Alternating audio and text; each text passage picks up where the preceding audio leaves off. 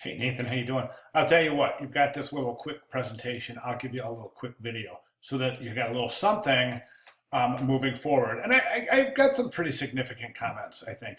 Um, okay, basic visual communications. Nathan, what are we looking at here? Both in the logo and in the pictogram. What attributes would you describe? Would you use the word sharp? I know I would. Would you use the word pointy? Again, I think definitely. Would you use the word jagged? Maybe. I think, again, I possibly could use that word in both the logo and the pictogram. The reason I'm saying that is, look at these words that I just used, sharp, pointed, and think about those in terms of basic visual communications, okay? So if you're showing something that is visually pointy, the viewer picks up that kind of, I'm going to use the word pain, at the very least, visual discomfort. That's why quite often you see this kind of visually pointy visual attributes in things like sports logos, where you want it to be like cutting, like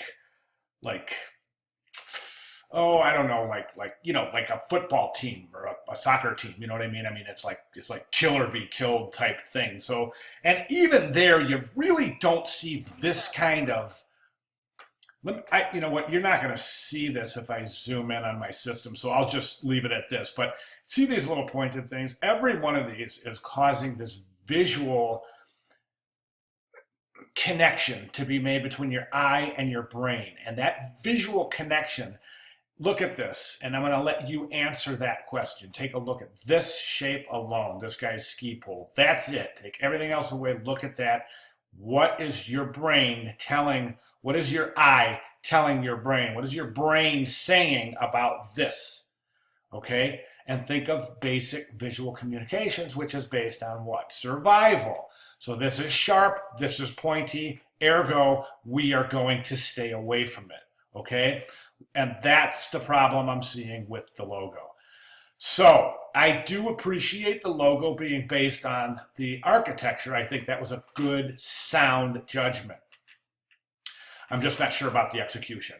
I highly recommend not using the pointed attributes for the reasons stated above. I don't think the Milan, a lot of students are finding success including their logo right in, including the Olympic, well, I can't really see any, including the Olympic logo right in their logo, the Olympic rings. And I think that might be something that you might consider here moving forward. Also think about color. Right now you're monochrome, and think about what that says, again, visually.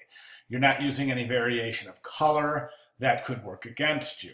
Don't forget, if you are going to, at least you're on the cool end of the spectrum. That's awesome. Good decision there. At least you're not using warm colors, which I think would add another further layer that would need to be examined a little closer. I think the relationship between this type right here and this graphic right here is odd.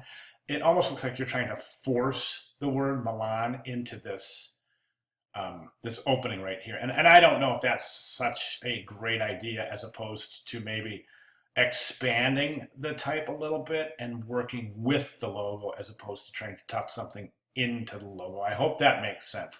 Anyways, that's what I have for you. So, and then of course, take a look at where some of your classmates are at this point. And, I'm not showing you anything that's not right there in the discussion board, but some of your classmates are really putting some. So just in terms of, just so you know. Okay. All right. Awesome. That's all I have. So if you have any questions or comments, please, you know where I'm at. Thanks, Nathan.